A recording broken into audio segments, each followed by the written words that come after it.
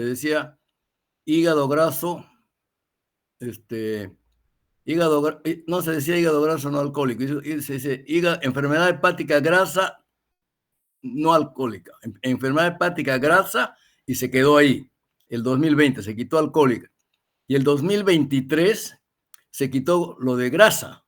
Y ahora se dice, por ejemplo, es enfermedad hepática esteatóxica asociada a disfunción metabólica.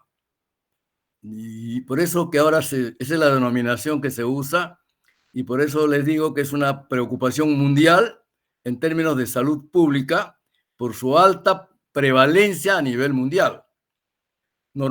Habitualmente, en algunos países como Estados Unidos, el 39% de su población es obesa. Y en el Perú, contra todo lo que ustedes puedan creer, en las personas de 15 a más años o adultos, el 39% tienen sobrepeso u obesidad. Pero al mismo tiempo tenemos 43% de nutrición infantil. ¿No? Es una cosa paradójica, ¿no es cierto? Pero esa es la realidad. La denominación ahora de las siglas en inglés es MASLD. Es Metabolic Associated Steatohepatitis Liver Disease. Steatotic Liver Disease. Es una manifestación hepática del síndrome metabólico. O sea, y ahora se ha definido claramente que es una manifestación hepática del síndrome metabólico. Y por lo tanto, representa un gran factor de riesgo para la diabetes mellitus de tipo 2, para la dislipidemia y para la hipertensión arterial, que como ustedes saben son características del síndrome metabólico. La enfermedad hepática esteatóxica asociada a disfunción metabólica es la nueva terminología que les acabo de mencionar. Fíjese usted que afecta a una tercera parte de la población adulta mundial, especialmente a diabéticos. La tercera parte de la población mundial calculen la tercera parte de 8,000 millones, bueno, un poco menos, porque es solamente adultos, podrán ser pues 4,000 millones de habitantes adultos en el mundo. La tercera parte es una barbaridad de gente. Más de 800 millones de personas en el mundo tienen sobrepeso u obesidad y por lo tanto están susceptibles de tener hígado graso. Voy a hablar a veces hígado graso, pero ya saben cómo es la denominación actual. Sin embargo, hasta ahora no hay una terapia aprobada. O sea, se han hecho 20,000 cosas. Hay unas nuevas drogas que están usando, no tanto para el hígado de la esteatosis hepática, sino para bajar de peso, ¿no? Que se está dando, que son muy caras, que producen muchos efectos secundarios. Ya ha llegado al Perú, entonces, por ahora yo creo que eso no es una solución. Porque el problema es que cuando dejas de tomar esa pastilla, vuelves a subir de peso en rebote. Como pasa con todos los tratamientos que no tienen una sostenibilidad en el tiempo cuando uno baja de peso. Cuando regresas al original, después de bajar de peso, vuelves a subir. Incluso estamos observando ahora que los que se hacen cirugía bariátrica, después de 1, 2, 3 años, otra vez vuelven a engordar. Porque si bien es verdad, tienen un estómago más pequeño, pero comen más veces. Y comen, digamos, lo más importante que se ha podido encontrar no es tanto comer grasas saturadas, sobre todo grasas saturadas, sino, digamos, fructuosas, o sea, dulces, azúcares. Eso es importante, pero más importante que eso es el aumento o el exceso de la ingestión de calorías. Eso es lo más importante, porque ese exceso de ingestión de calorías, sea con fructosa o sea con grasas saturadas, se transforma en una grasa que se acumula en las vísceras. Y entonces estas personas tienen una cintura abdominal por encima de lo normal.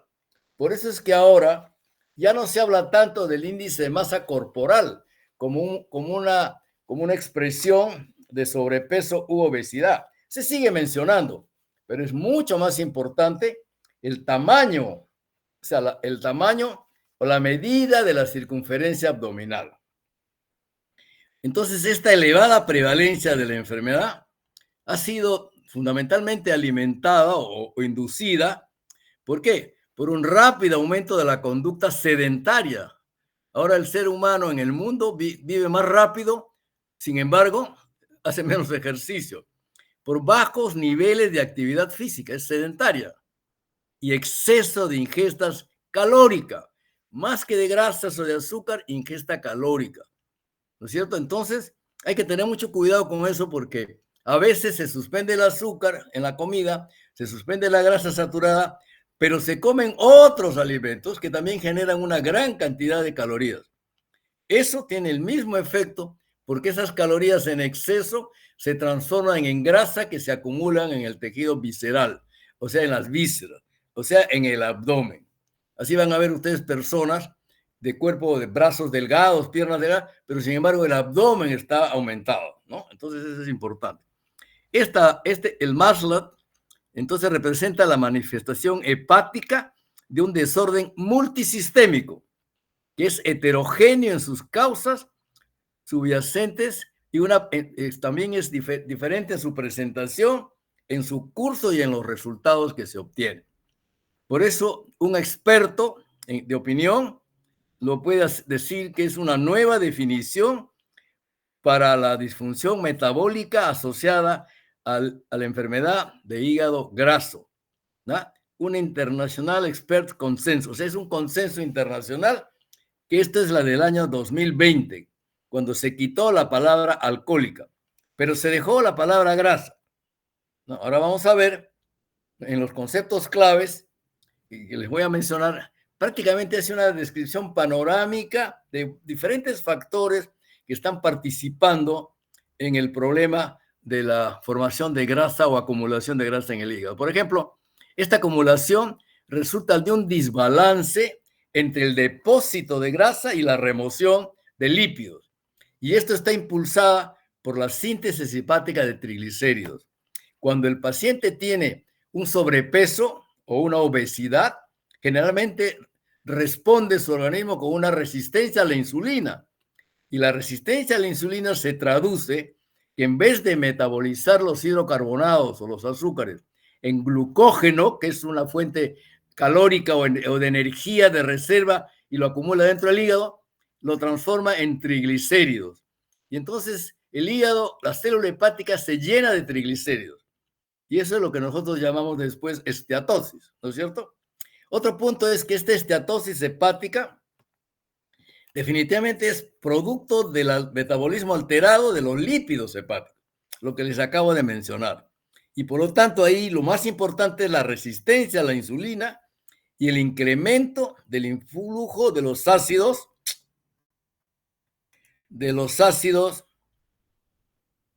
el incremento del influjo de los ácidos grasos libres en el hígado. O sea, los ácidos grasos libres tienen una gran importancia en la fisiopatología de esta enfermedad. Entonces, la dieta, fíjense ustedes, tengan mucho cuidado con esto porque la gente dice, no comas grasa, no tomes azúcar, pero no te habla del peso. Y lo más importante que hay en este momento para el tratamiento, para reducir la fibrosis hepática e incluso para revertir la cirrosis hepática de estos pacientes en fase temprana, es reducir el peso. ¿No es cierto? O sea, eso es lo más importante. No es no comer grasas o no tomar azúcares, es no tomar exceso calórico, que es diferente a lo otro, ¿no es cierto? Entonces eso es importante. Quiero que se quede grabado en ustedes, porque acá están viendo, en rojo lo he puesto, exceso de calorías ingeridas. Ese es el concepto que tenemos que meternos en la cabeza para transmitirle al paciente, porque al paciente tú le dices, no coma grasas y no coma azúcar, pero no le dices, no, baja las calorías de tu alimentación. ¿No? Porque cree que no comiendo grasas y no comiendo azúcar, pero no bajando de peso se va a resolver el problema. No es verdad eso es falso. Por lo tanto, la función del tejido adiposo alterado, porque ya está alterado, también interviene una disbiosis como consecuencia de alteración de la microbiota intestinal, ¿no es cierto? Que se debe hasta de la forma más simple como cambiar la dieta alimenticia. El cambio de dieta alimenticia altera la microbiota intestinal. La ingestión de antibióticos altera la microbiota intestinal. Entonces, eso se llama disbiosis y eso tiene una influencia para el metabolismo de los lípidos. Son cosas que estamos aprendiendo ahora, ¿no es cierto? Entonces, y además de todo esto, también influyen los factores genéticos, ¿no? Que se hayan identificado hace muy poco tiempo. Otro concepto clave es el hígado graso progresa a esteatohepatitis. O sea, una cosa es el MASLAT, que es el hígado graso, por decirlo así, en seco, y otra cosa es la esteatohepatitis. El hígado graso es simplemente acúmulo de grasa en la célula hepática. Pero cuando hablamos de esteatohepatitis, ya tiene un componente adicional que es una reacción inflamatoria, ¿no es cierto? Y aquí ya entran otros factores, otros mecanismos que están todavía en proceso de investigación. No tenemos muy claro todavía cómo actúan diferentes mecanismos enzimáticos y de otras sustancias inflamatorias y proinflamatorias para que esa reacción grasa del hígado se acompañe de un proceso inflamatorio que finalmente lo va a llevar a la esteatohepatitis. Entonces la inflamación en el hígado se dispara, ¿por quién? Por la producción de citoquinas proinflamatorias, por las quemoquinas de los adipocitos, que los adipocitos también producen quemoquinas, los macrófagos hepáticos, como las células de Kupffer, por ejemplo, hepatocitos cargados de lípidos. Todos esos factores van a promover la activación de las células estrelladas del hígado, que finalmente son los responsables de la fibrogénesis hepática. Fíjense ustedes cuántos elementos han participado para llegar a la fibrogénesis hepática. Entonces el MASH ya no se dice NASH, antes se decía NASH, Non-Alcoholic Steatohepatitis. Ahora se dice MASH, Metabolic Associated Steatosis hepática. Steatosis hepática. Es una enfermedad común del hígado que está asociada con progresión a cirrosis y eventualmente carcinoma hepático. Por lo tanto, es importante no solo descubrir drogas, eso siempre es el camino aparentemente más fácil. Lo importante es crear conciencia de las personas para que hagan dos cosas muy sencillas, probablemente las cosas más baratas, pero definitivamente las más difíciles de cumplir. Tienes que cambiar tu estilo de vida basado principalmente en alimentarte adecuadamente y bajando de peso, y segundo, haciendo ejercicio. Con esas dos cosas sencillas es lo único, como vamos a ver más tardecito, que se ha demostrado a nivel mundial que se puede conseguir resultados extraordinarios. Y uno dice, entonces, ¿por qué tanto problema? Yo les invito, cuando dentro de poco sean ustedes médicos, van a ver qué difícil es que una persona, en este país sobre todo, donde es la capital mundial de la gastronomía, difícil que haga dieta. Te hará dieta un mes, 2, excepcionalmente 3. Al cuarto mes nos manda el diablo y dice, yo como lo que me gusta y se acabó. Es muy difícil, no se imaginan lo difícil que es. Muy bien. Otro concepto clave es la pérdida de peso. Aquí está, miren qué importante es. Es la vía más efectiva para promover la remoción de la grasa hepática. La mejor forma de eliminar la grasa del hígado es la pérdida de peso. Y acá tenemos cifras que están respaldadas por investigaciones en diferentes partes del mundo. Si tú pierdes el 7 al 10% de tu peso, puede ser en un mes, en 2 o en 3, esta disminución de peso se va a asociar a una reducción de la grasa hepática, eventualmente a la remisión del MASH, o sea, de una esteatohepatitis, y a la reducción de la fibrosis. Miren ustedes el impacto, y esto está demostrado, no es una especulación científica. El problema es a ver quién es el médico así que tiene la capacidad de hacer que el paciente se ponga en dieta 6 meses o un año. Bien difícil, es bien difícil. Esa es la realidad. Porque si no, ya estaría resuelto el problema. La gente lo que está esperando, los gordos especialmente, es que salga la pastillita mágica, la tomo y como lo que me da la gana y bajo de peso. Oh, eso va a estar muy difícil. Vayan haciéndose la idea que eso va a estar bien difícil. Entonces, pues, miren ustedes otros estudios que se han hecho en los pacientes que han sido sometidos a cirugía bariátrica, que la disminución de peso por cirugía bariátrica puede representar en el 80% de los pacientes la remisión de la esteatohepatitis.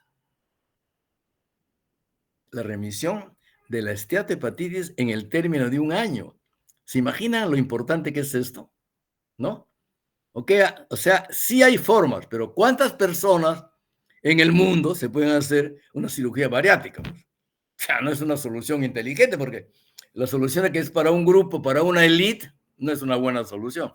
¿El trasplante hepático cura la cirrosis? Sí, pues, ¿cuánto se hace en el trasplante hepático? Perú tiene más de 300,000 cirróticos y no hay, a las justas hay 300 y un poco más de trasplantes hepáticos en 15 años. O sea, no es una solución. Desde el punto de vista de la salud pública, no es una solución. Entonces, pues, lo más importante para el tratamiento de esta enfermedad es el cambio del estilo de vida. El cambio del estilo de vida es lo que les acabo de decir.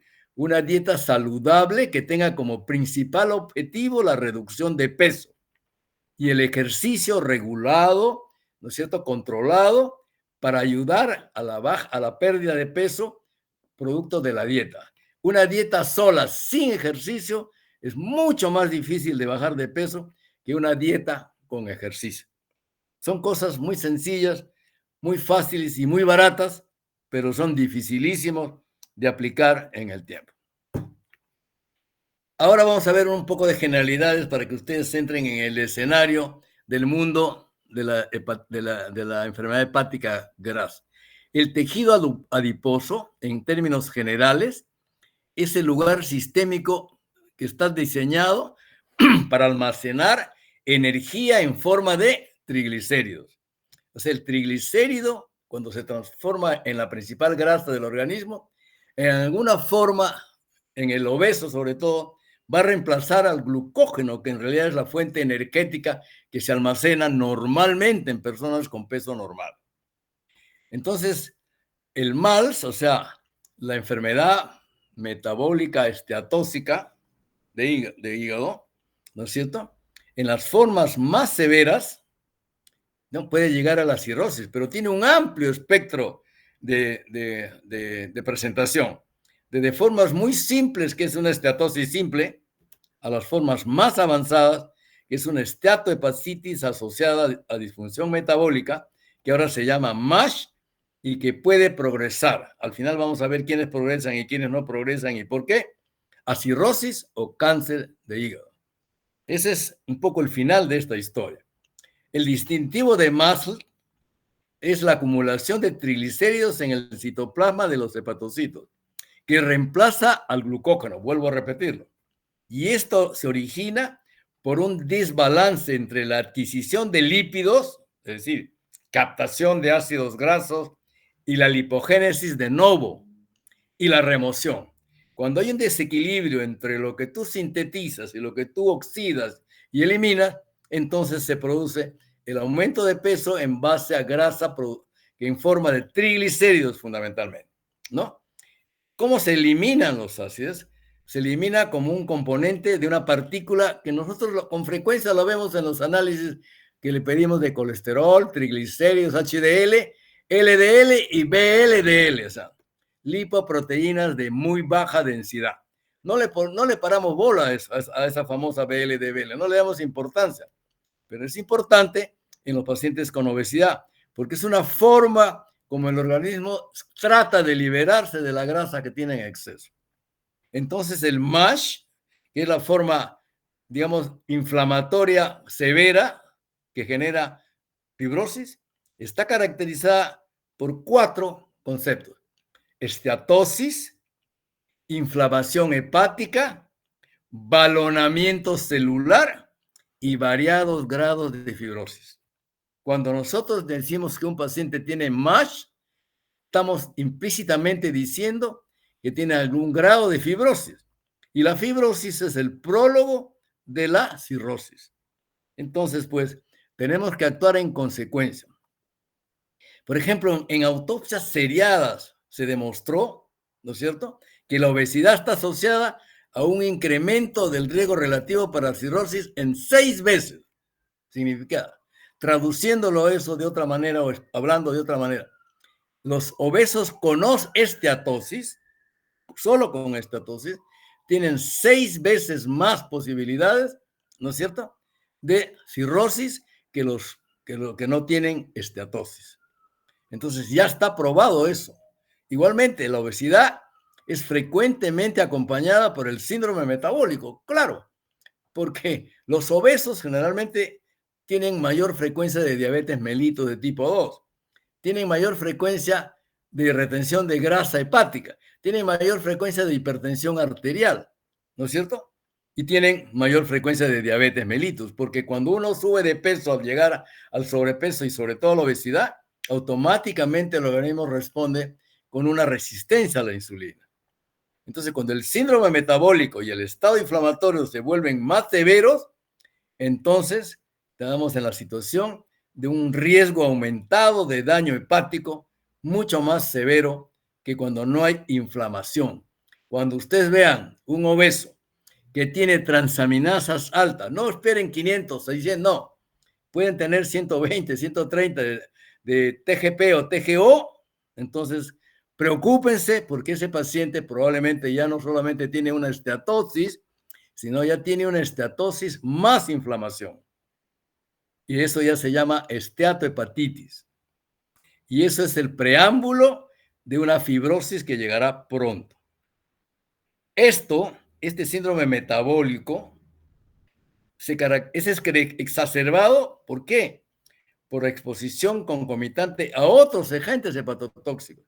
Por ejemplo, yo he visto pacientes que han hecho formas severas agudas de hepatitis aguda ictérica, obesos que un día celebraron, me acuerdo mucho de un paciente que era obeso, ¿no?, de una buena talla, que celebró su cumpleaños 3 días, se pegó una bomba pues así tremenda, y al tercer día estaba ictérico y con un problema, con cierto grado de encefalopatía hepática.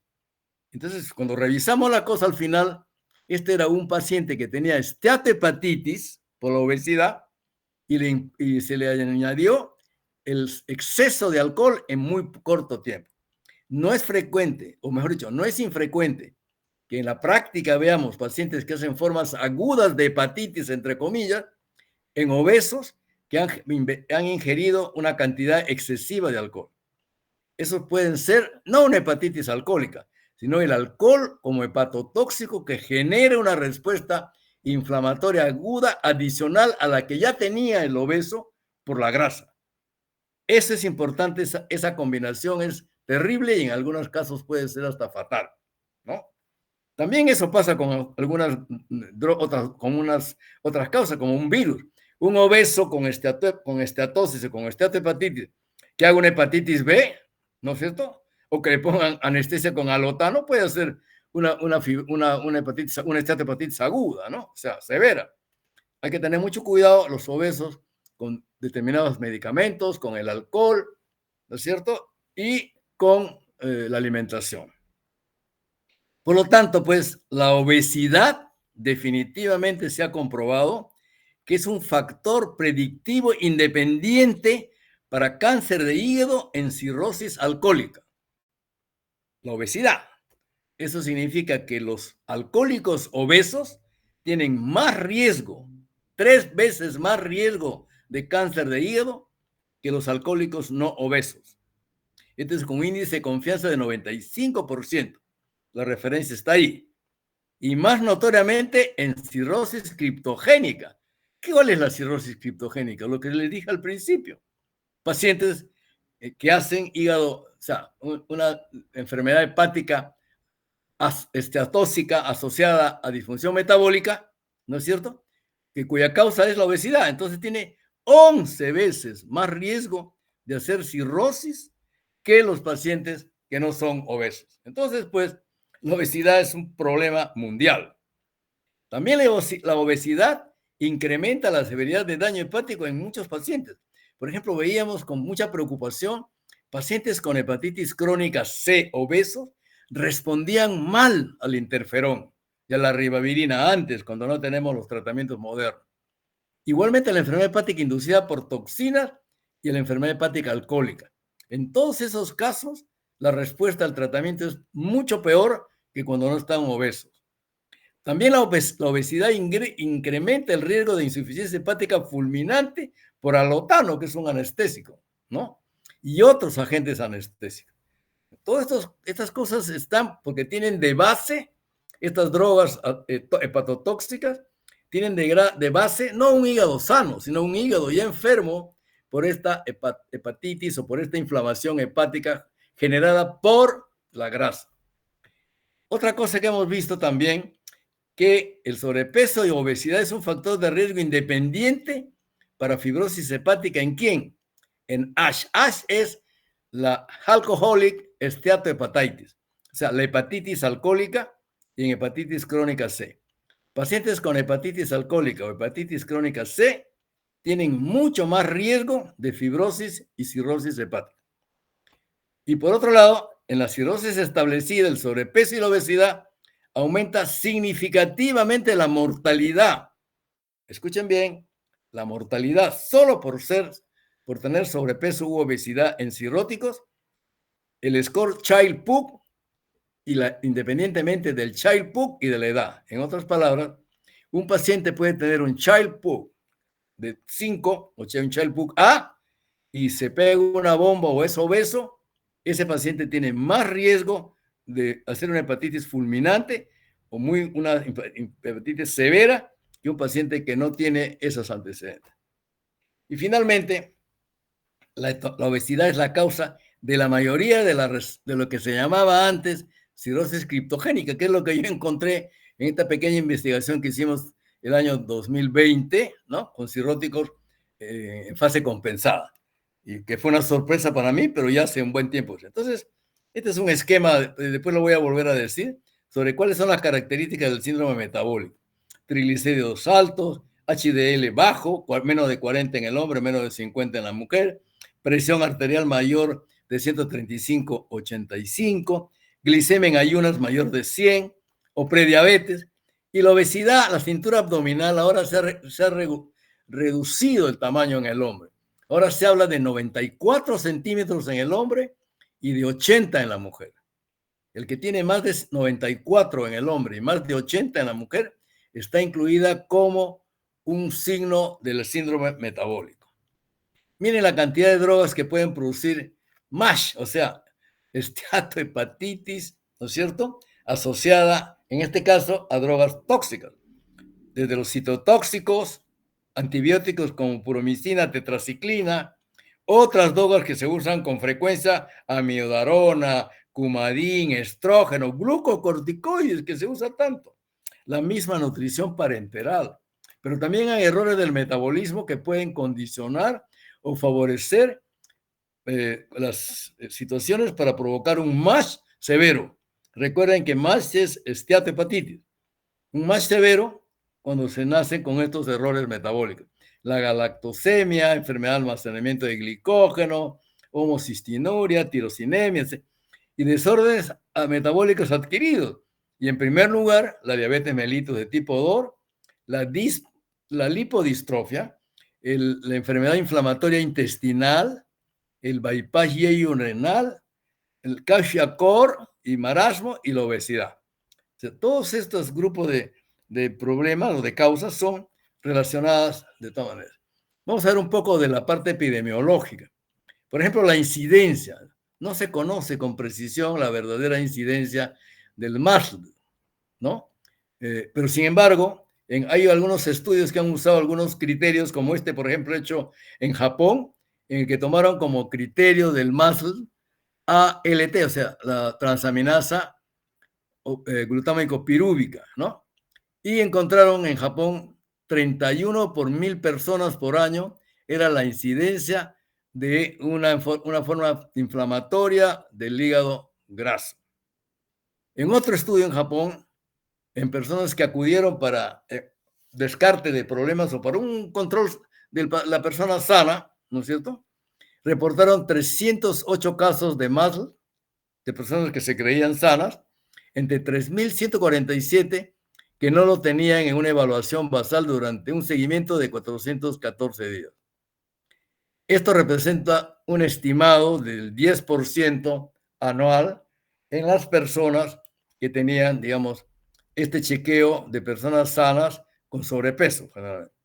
En un estudio de autopsias que es bien importante, de 351 sujetos que fallecieron no por una enfermedad alcohólica, sino así por diferentes causas, encontraron más en el 2.7% de individuos delgados y 18.5% en pacientes obesos. La prevalencia de la enfermedad, ¿no? Esta enfermedad tiene una prevalencia bastante importante en la población general y puede afectar cualquier grupo de edad o cualquier grupo étnico. No respeta nada de la edad en esto, ¿no? Obviamente es más frecuente en los adultos. Entonces, un estudio en Estados Unidos, por ejemplo, encontró que el 34% de la población adulta general tiene excesiva acumulación de grasa en el hígado.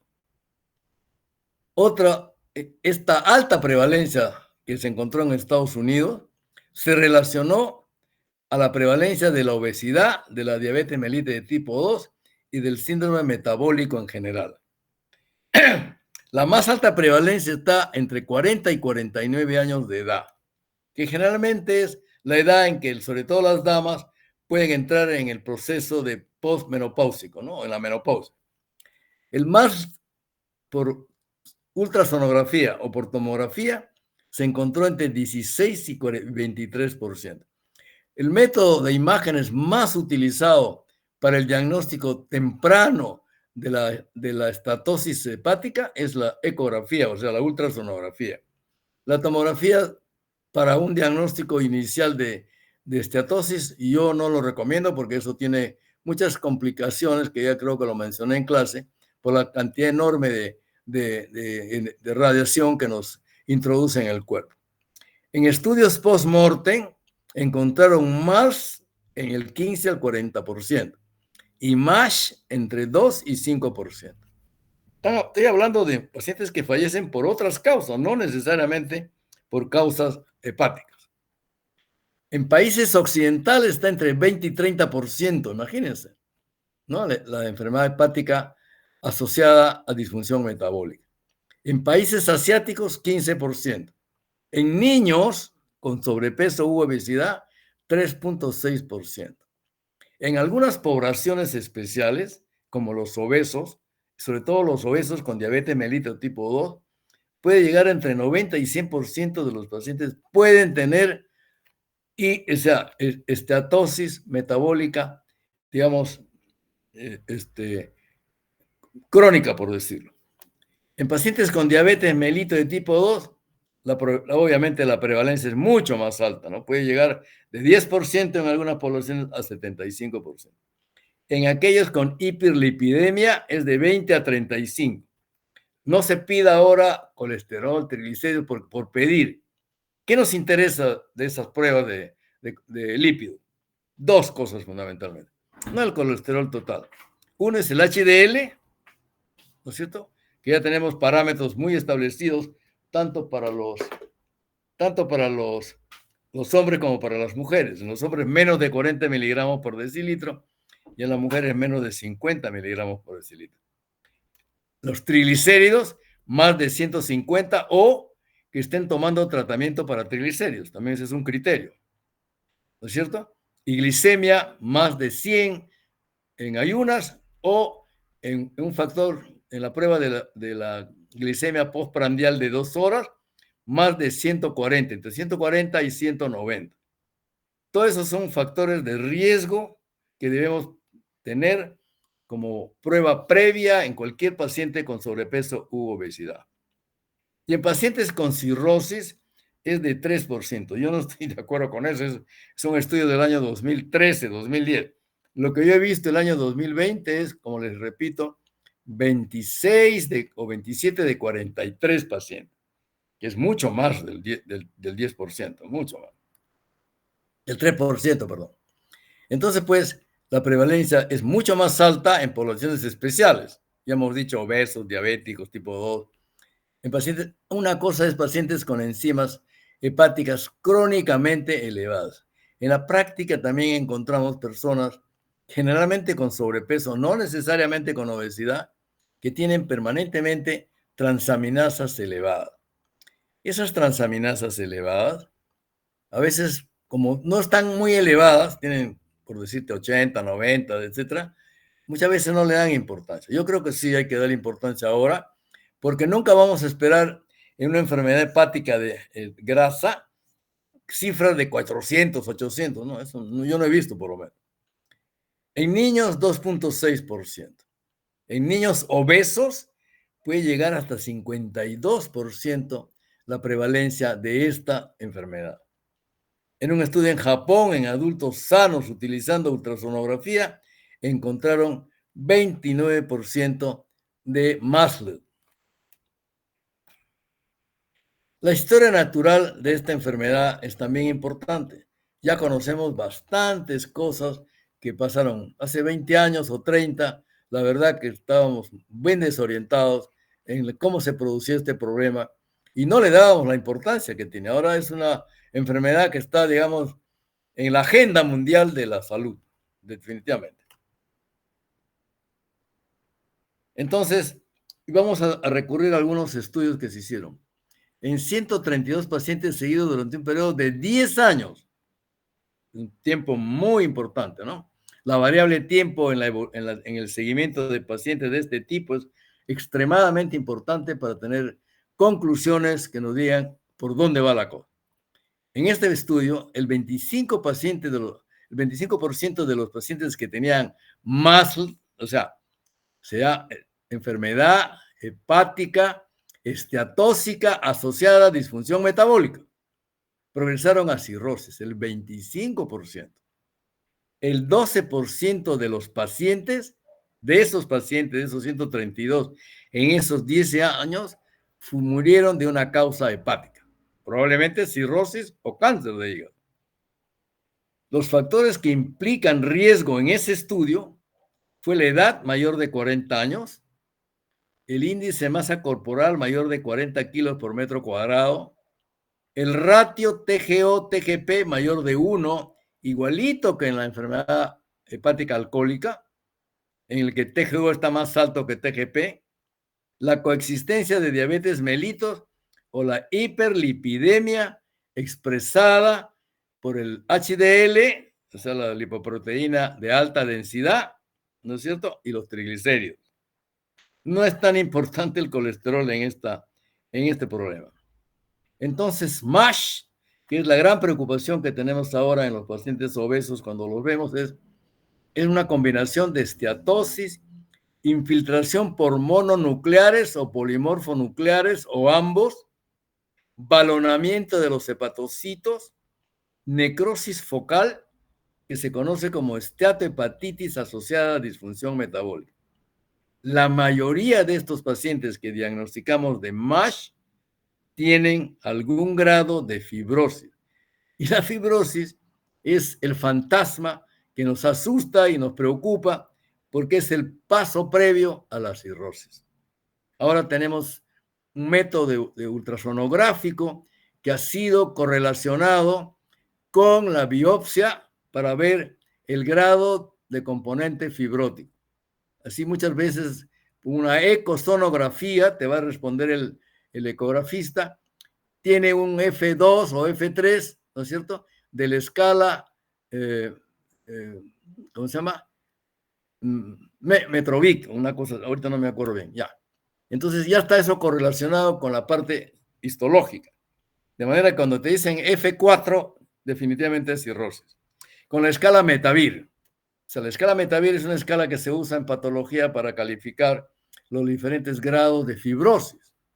Ya la ecografía, la ultrasonografía, la ecosonografía, ¿no es cierto? Nos permite ya detectar con mucha seguridad los que tienen 0 o F1, o sea, no tienen fibrosis, y los que tienen F4. También F3, depende del equipo que tenga el ecografista, también podemos diagnosticar hasta F3, que es la fibrosis avanzada. F4 ya es cirrosis. Seguimos. Muy bien. Sin embargo, es interesante cómo los patólogos han clasificado a la esteatosis hepática, tenemos que saber. Entonces hay un subtipo 1, es esteatosis solamente vamos a ver vesículas de grasa, de triglicéridos. Subtipo 2, estatosis con inflamación, pero uno es una inflamación específica. El subtipo 3 es una estatosis con o sin inflamación, pero ya tiene otro componente histológico que es el balonamiento de los hepatocitos. Y el subtipo 4 es estatosis con o sin inflamación, pero ya tiene hialina de Mallory o fibrosis pericelular.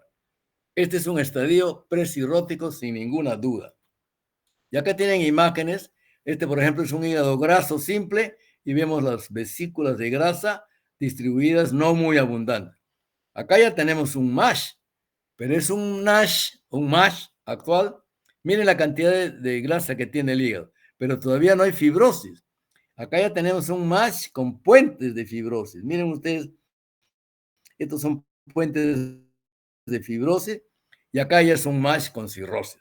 Si esto le hiciéramos una ecografía a esto que estoy señalando con el mouse, diríamos que es un F3, ¿no? Y este ya es un F4, porque acá ya vemos, como hemos visto en la otra clase, los nódulos que están rodeados de fibrosis. Entonces, esta es la evolución histológica que se correlaciona con lo que encontramos en la clínica con respecto a los factores, a los, digamos, a los diagnósticos que se hacen por imágenes y también lo que vemos en las biopsias, si hacemos biopsia, o en las pruebas hepáticas, el F4, el APRI y varias pruebas que hay para medir el grado de fibrosis. Lo que nos interesa en una ultrasonografía o un fibroscan que se hace ahora, yo uso más ultrasonografía, o sea, la ecosonografía, porque es un poco más barata, ¿no? El fibroscan es mucho más caro. Y me da el mismo resultado. Entonces, no hay diferencia mayormente entre los dos. Y entonces, ¿qué buscamos ahí? Buscamos fibrosis. ¿Qué mide? ¿Qué busca la ecosonografía? El endurecimiento del parénquima hepático, la rigidez del parénquima hepático. Esa rigidez expresa fibrosis, igual cuando le haces el examen clínico. Normalmente el borde del hígado es agudo. Cuando tú encuentras un hígado romo, pero al mismo tiempo encuentras aumento de la consistencia del hígado, tienes que sospechar fibrosis. Pero cuando encuentras el borde hepático romo, pero la superficie es de consistencia, digamos, como si fuera una pelota de jeve, no hay un aumento de consistencia, entonces dices que es simplemente una esteatosis. Eso lo vemos a cada rato en la clínica práctica. Pacientes obesos que tienen un hígado grande, pero que todavía no están con el aumento de consistencia. Cuando aumenta la consistencia y cuando ya tiene irregularidad en la superficie hepática del examen clínico, entonces estamos ya probablemente al inicio de una cirrosis. Ya no solamente es fibrosis, cuando ya hay nodulación, irregularidad en la superficie hepática, ya esos son nódulos que están expresando cirrosis. Esas son cosas que hay que aprender porque así vamos a llegar a esto, ¿no es cierto? Muy bien. Entonces, la fisiopatología, que es muy interesante, nos dice que el modelo antes primero hubo un golpe, después hubo una teoría de 2 golpes. Ahora ya hablamos del modelo multigolpe. Es decir, que hay varios fenómenos que se van produciendo sucesivamente en el hígado desde el punto de vista enzimático y bioquímico, que van a ir poco a poco condicionando la inflamación hepática, la infiltración de polimorfonucleares, etcétera, y por otro lado, el desarrollo de fibrosis. Son 2 aspectos que nos van a ir condicionando la fibrosis hepática, que es lo que más tememos encontrar. Esta fisiopatología, que antes se llamaba NASH y ahora se llama MASH, se usa en reemplazo del modelo de 2 golpes. Ahora hay hasta 3 golpes. En esta nueva concepción que tenemos de la fisiopatología del MASH, porque el MASH es el que nos interesa, ¿no? Hay varios hechos que permiten comprender la complejidad de la génesis del MASH. Y estos se pueden agrupar de la siguiente manera. Uno, disfunción del tejido adiposo y aumento del flujo de los ácidos grasos libres al hígado. O sea, es la primera alteración que observamos. La segunda, captación excesiva de ácidos grasos libres por el hígado. Captación excesiva de ácidos grasos libres por el hígado. Tercero, defectos en la producción y procesamiento de los lípidos hepáticos.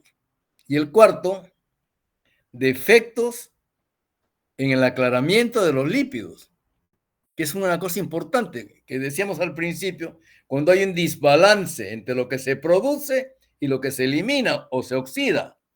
Acá vemos defectos. Y esto ya no solo depende de un solo factor. Aquí hay factores genéticos. Aquí entra a tallar la microbiota intestinal, que también la mencionamos. El medio ambiente, que de alguna manera está influyendo la contaminación del medio ambiente.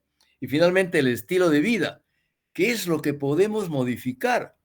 En este momento nuestra esperanza es modificar el estilo de vida de estos pacientes para darles alguna oportunidad, no solo de mejorar el pronóstico, sino sobre todo, de mejorar su calidad de vida. Porque es evidente que un paciente con obesidad y con fibrosis hepática no va a tener un comportamiento normal, aun cuando nos quiera hacer creer que es así. Bajar de peso es para él de vida o muerte, así de simple, sin exagerar además. Esta es una figura que de alguna manera nos quiere o intenta explicarnos cómo un hígado normal, como el que estoy señalando con el mouse, cuando es atacado, o mejor dicho, cuando está sometido a un aumento de la lipólisis de los ácidos grasos libres, un aumento de la resistencia a la insulina y una disfunción del tejido adiposo, al que le añades disbiosis de la microbiota intestinal o de metabolitos tóxicos, un aumento de la lipólisis de novo en el hígado, un aumento de la resistencia a la insulina hepática, un aumento de las lipoproteínas de muy baja densidad, de la secreción de lipoproteínas de muy baja densidad, y la oxidación de los ácidos grasos libres, cuando todos estos factores, al que se añaden los factores genéticos y la grasa saturada y la fructosa, la transformamos de un hígado normal a una esteatosis, que es donde empieza el problema. Esta figura, que me parece muy objetiva, muy práctica, muy bien diseñada, fácilmente nos coloca en la posición clínica de tener el enfoque que debemos tener para enfrentar a estas personas que tienen un hígado graso al cual le podemos ayudar con medidas simples, pero tiene que ser convencido el paciente de la trascendencia de eso. Si queremos ir un poquito más en la fisiopatología, y podemos decir que los lípidos de la dieta, la lipólisis de la grasa visceral y la lipogénesis de novo diferentemente contribuyen a un pool de almacenamiento de lípidos en el hígado. Miren, ¿cuántos mecanismos van a generar un pool de almacenamiento de lípidos? Esta lipólisis y la lipogénesis de novo estrictamente regula o está regulado por un número de receptores nucleares del hígado, de la célula hepática, y acontece en la proporción más grande de ácidos grasos libres. El pool de ácidos grasos libres tienen este mecanismo. Además, los ácidos grasos libres del hígado son parcialmente oxidados como origen de energía, ¿no es cierto? Y parcialmente son almacenados como triglicéridos. Ahí empieza, digamos, el Gólgota hepático de los pacientes con hígado graso, ¿no? Empieza el proceso de acumulación de triglicéridos que desplaza al glucógeno de la célula hepática y que se convierte en el generador de la energía calórica. Finalmente, estos triglicéridos son excretados como un componente de las lipoproteínas de muy baja densidad. Sin embargo, el proceso completo para entender esto es incapaz de disponer del exceso de grasa y los triglicéridos en el hígado. O sea, estos mecanismos desesperados que hace el organismo para eliminar el exceso de grasa no son suficientes para limpiar al hígado de grasa. ¿No es cierto? Entonces, pues, miren ustedes de qué manera tan sencilla, y acá están dibujados en este hígado, todo lo que le acabo de mencionar, que es muy fácil de comprender. Pero también tenemos esto. De otra forma, es explicado lo mismo que he dicho, pero con alguna precisión en algunos de los factores. Las células de Kupffer, acá en el hígado, y son reclutadas en el hígado y las células mieloides. Estas células son activadas. La activación de estas células, ¿qué produce? Un aumento de los inflamatorios, un aumento inflamatorio de la activación de macrófagos M1 y una disminución de macrófagos M2 que son antiinflamatorios. O sea, hay una lucha, digamos así, entre M1 y M2 que son proinflamatorios y antiinflamatorios, que actúan sobre el hígado. Pero también hay lipotoxicidad en los hepatocitos por un estrés oxidativo, ¿no es cierto? Y un estrés del retículo endotelio, o sea, un estrés del retículo endotelio y del estrés oxidativo. Todos esos fenómenos, además de la activación de las células estrelladas, que ya lo hemos mencionado, más factores genéticos y hierro hepático. Hemos visto, por ejemplo, nosotros en esta investigación que hemos hecho en el Hospital 2 de Mayo, que la ferritina está elevada en todos los pacientes que tienen hígado graso con fibrosis, en pacientes delgados. Es una cosa interesantísima, ¿no? O sea, en el gordo no me extraña, pero en el delgado la ferritina también está aumentada. Es uno de los factores que hemos encontrado de riesgo. Un delgado que encontramos con hígado graso, le debemos pedir ferritina, que nos ayuda a comprender cómo se ha producido en ese paciente delgado el acúmulo de grasa en el hígado. Y finalmente, finalmente, esta es la penúltima, de términos de fisiopatología. Este es lo que se llama los golpes múltiples en la patogénesis del hígado graso. Los factores genéticos ahora ya sabemos que existen, son unos nombres muy complicados, todavía está en una etapa en la que hay un poco de confusión, por lo tanto ni me voy a meter en eso, porque al final no nos va a ayudar a comprender el problema. Yo creo que en esta forma macro, que tiene una concepción más clínica, lo entendemos mejor. Estos factores genéticos cooperan con factores metabólicos y del medio ambiente. De esa manera se promueve la acumulación de grasa en los hepatocitos y sucesivamente causa inflamación, que hemos visto, muerte celular, que hemos visto, y fibrosis. El estadio final de todo este proceso inflamatorio es la fibrosis. Anatómicamente, además del hígado, los factores más importantes en este proceso fisiopatológico es la producción, ¿no sé? o los órganos que son sensibles a la insulina. ¿Como cuáles? Como el tejido adiposo, el tejido muscular. De manera que estos órganos respectivamente producen adipoquinas y mioquinas y también promueven la inflamación y el estrés oxidativo, lo que mencionábamos en la imagen anterior. En el hígado, todo esto se está produciendo en el hígado, pero además ahora sabemos también que la microbiota intestinal libera los PAMPs. ¿Qué son los PAMPs? Son patrones moleculares asociados a patógenos, ¿no? También el sistema de ácido biliar y la presencia de depósitos de hierro. Ahí está la explicación de la ferritina. Contribuyen todos estos factores al daño hepático. Finalmente, todos esos mecanismos son modulados ¿por quién? Por el cerebro, particularmente por el ritmo circadiano. Entonces, fíjese todo lo que hemos aprendido y avanzado, pero todavía no es suficiente, hay cosas que todavía no entendemos cómo se está produciendo.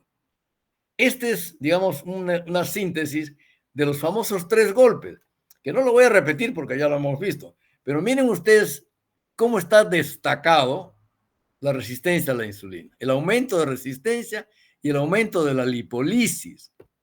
Y esto produce pues, una serie de daños como disminución de adiponectina, aumento de leptina, aumento de ácidos grasos libres, aumento de citoquinas, interleuquina, aumento de interleuquina, de factor de necrosis tumoral alfa, aumento de adipoquina. O sea, todo lo que hemos venido diciendo están resumidos en este cuadro que representan los famosos 3 golpes, ¿no?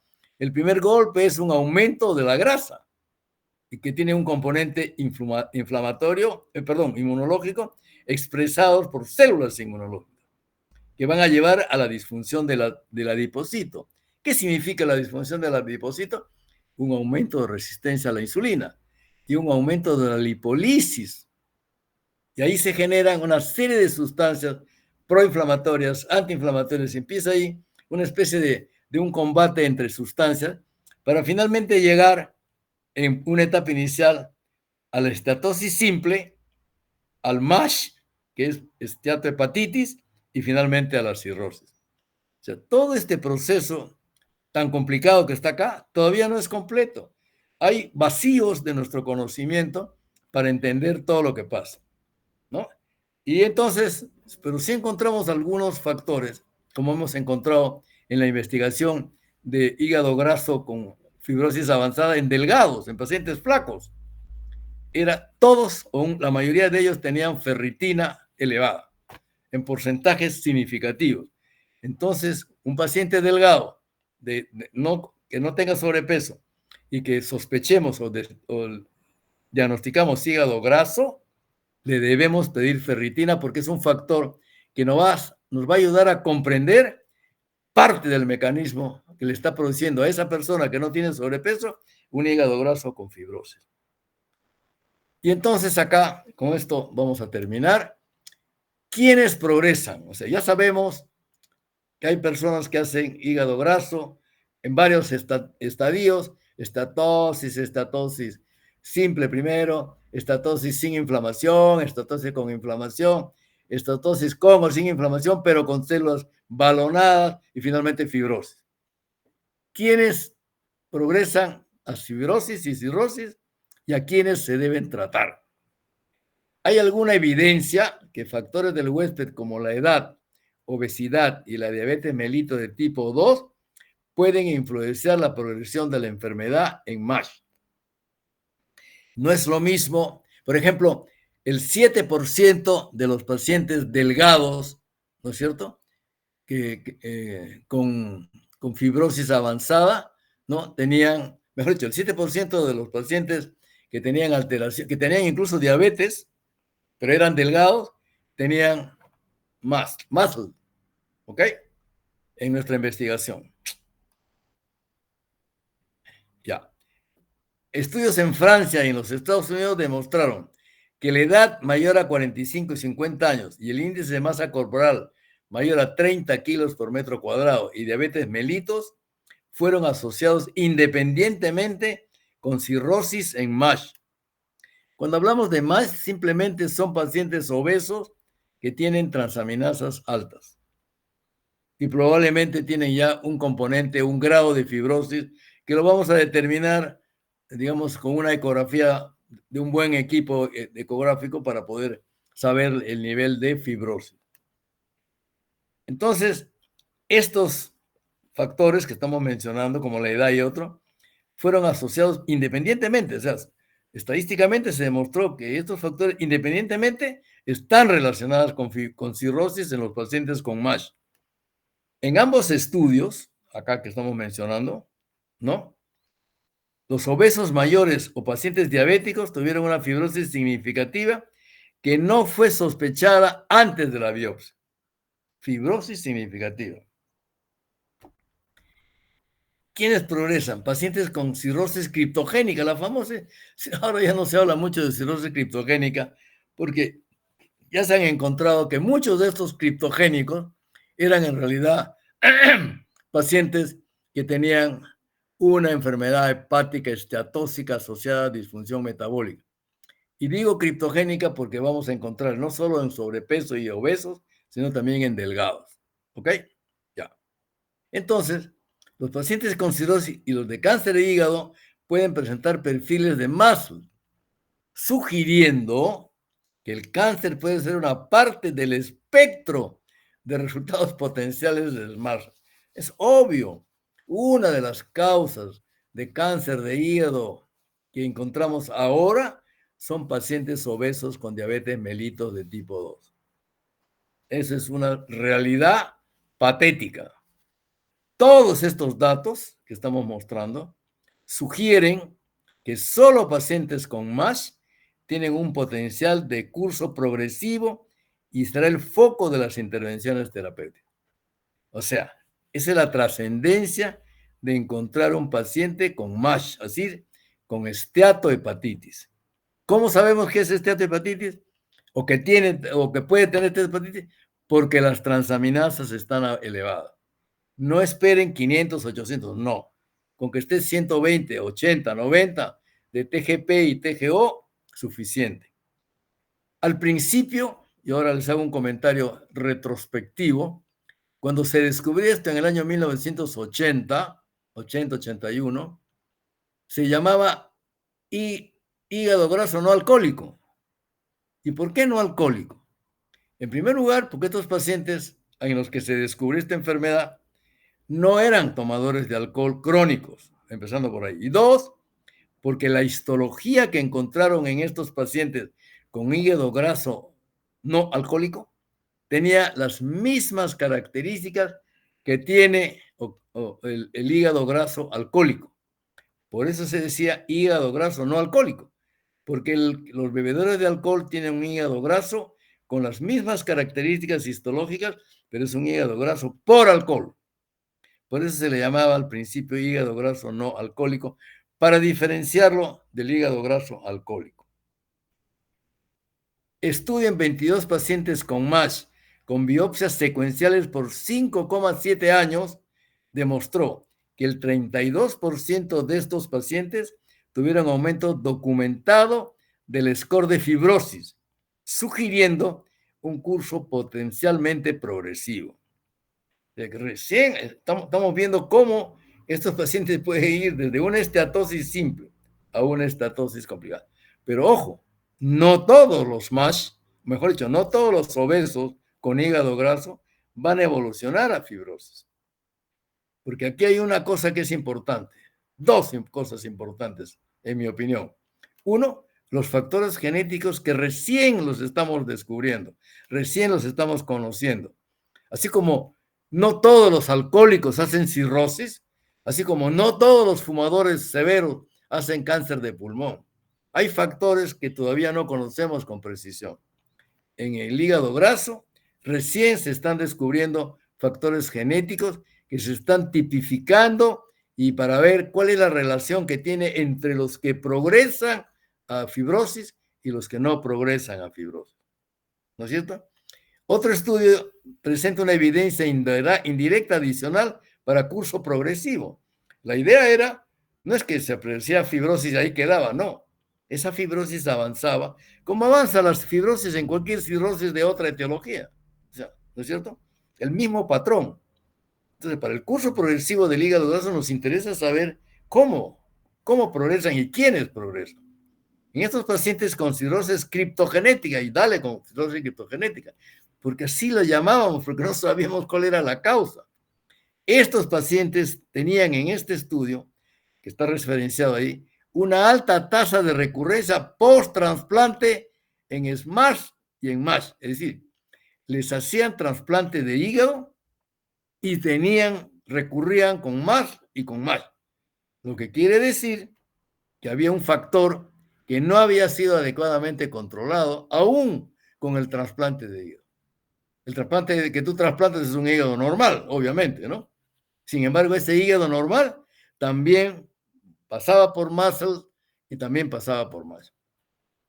Entonces, pues, la recurrencia de MASH también fue asociada con obesidad y diabetes mellitus de tipo 2 en los hígados trasplantados. Un diabético que le trasplantan su hígado volverá a ser hígado graso en el hígado trasplantado. ¿Eso qué significa? Que hay un factor que todavía no conocemos y que ahora estamos empezando a conocer, son factores genéticos que hay que tener en cuenta cuando hace uno un trasplante, porque un trasplante no es como sacar una uña, un trasplante es una intervención de gran envergadura, con riesgo y muy costosa. Si vas a hacer un procedimiento de esa categoría para saber que en 2 o 3 o 4 años otra vez vas a tener cirrosis, es como tomar quimioterápicos, ¿no? O sea, tienes un cáncer, te dan una quimioterapia, vas a vivir 1 año y medio, pero al año y medio vas a darte cuenta que ya no funciona la quimio. Entonces uno tiene que tener, ahora tenemos que en una balanza ver el costo-beneficio de eso. Y costo no solo en el costo económico, el costo en calidad de vida. Por favor, o sea, ahora le damos mucha importancia en medicina a la calidad de vida, ¿no es cierto? Entonces, pues, todos estos casos, finalmente, la estatosis sola.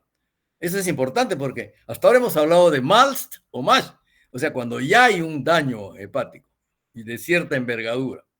Pero ahora vamos a hablar de estatosis sola, o sea, eso que todos los ecografistas dicen, hígado, leve hígado graso. Leve. ¿Cuánto tiene de grasa el hígado? Normal. 5%. Hasta 5% es normal. De 5 a 15 es el hígado graso leve, de 15 a 30 moderado y por encima de 30 ya es hígado graso severo. Eso te dicen los ecografistas. Entonces, un estudio retrospectivo en 40 pacientes, es un poco antiguo el estudio, pero es un dato que vamos a analizarlo porque está publicado en una revista de gran prestigio como es Hepatology. En este estudio retrospectivo en 40 pacientes, estos que tenían solo estatosis no mostraron progresión documentada clínica e histológica en el seguimiento. Fíjense, está bien, es 40. Me van a decir, es 40 pacientes, de acuerdo. Pero estos son pacientes que han sido seguidos no solamente desde el punto de vista clínico, sino histológico. Y esto sugería qué cosa. Ya con esos 40 pacientes, aunque no puedes afirmar categóricamente, así empieza la ciencia, es así la ciencia. No se puede descubrir todo en la ciencia, se descubre a poquito. Esto sugiere que estatosis no alcohólica sola, cuando se llamaba estatosis no alcohólica, ¿no es cierto? Y ahora le llamamos enfermedad hepática, estatóxica asociada, puede no progresar. Ajá, puede no progresar. Ya daban un primer chispazo de que la estatosis sola puede no progresar a esteatohepatitis. Pero es muy poco paciente, no es suficiente. Otro estudio con 132 pacientes, un poco mejor, de los 4 subtipos de Marshall que hayamos mencionado en una diapositiva anterior, seguidos por una década, por 10 años, obtuvo el siguiente resultado. La cirrosis y las muertes relacionadas con el hígado fueron casi exclusivamente confinadas a pacientes con MASH. O sea, definitivamente sí hay un grupo de pacientes que van a evolucionar a MASH y a cirrosis. En otras palabras, un paciente con hígado graso, voy a decirlo así, hígado graso, para no repetir ese nombre tan largo que tiene ahora, que haga MASH, o sea, que haga una esteatohepatitis, es un paciente con riesgo de hacer fibrosis, cirrosis y cáncer. Entonces, es una responsabilidad de nosotros como médicos identificar a estos pacientes y tratarlos. Estos pacientes pueden ser tratados no en algún sitio, en una provincia pequeña, eso, porque lo único que sabemos ahora y que funciona de verdad es bajar de peso y hacer ejercicio. Y eso lo puedes hacer acá y en la punta del cerro, ¿no es cierto? No necesitamos un hospital de alta resolución para hacer ese tratamiento. Ese es el tratamiento. ¿En qué caso se da vitamina E? En obesos que no sean diabéticos. Un obeso con enfermedad hepática esteatóxica asociada a disfunción metabólica con diabetes mellitus, aun cuando tenga una fibrosis F2, F3 y F4, no debe recibir tratamiento con vitamina E. Hay estudios que han demostrado, más o menos con 800 miligramos de de vitamina E, que ha habido una mejoría con respecto a las transaminasas. El problema es que para que podamos afirmar categóricamente que esa paciente con hepatitis, con hígado graso, que está tomando vitamina E, tendría que tomar varios años para ver si finalmente esa disminución de las transaminasas se acompañó o de una reducción o una no aparición de fibrosis. ¿De acuerdo? Entonces, eso todavía no hay, porque también se dice que la administración de vitamina E, aun cuando no tengas diabetes mellitus, porque con diabetes mellitus no está indicada la vitamina E, esos pacientes que han tomado vitamina E no pueden darnos una respuesta definitiva porque no han tomado el tiempo suficiente para poder decir, a los tantos años, estos pacientes regresionan su hígado graso, su fibrosis, ya no pueden, ya no regresan cuando les suspendo la vitamina E. Eso no se puede decir. Si el paciente mejora sus transaminasas, mejora la fibrosis con vitamina E y lo suspendes y vuelve, no es un tratamiento definitivo, que es lo más probable, ¿no? Entonces, pues, este problema del tratamiento ahora se relaciona casi exclusivamente a tratar, digamos, con la, ¿cómo se llama? Con la, ya, casi a tratar con, casi a tratar con reducción del peso y eso.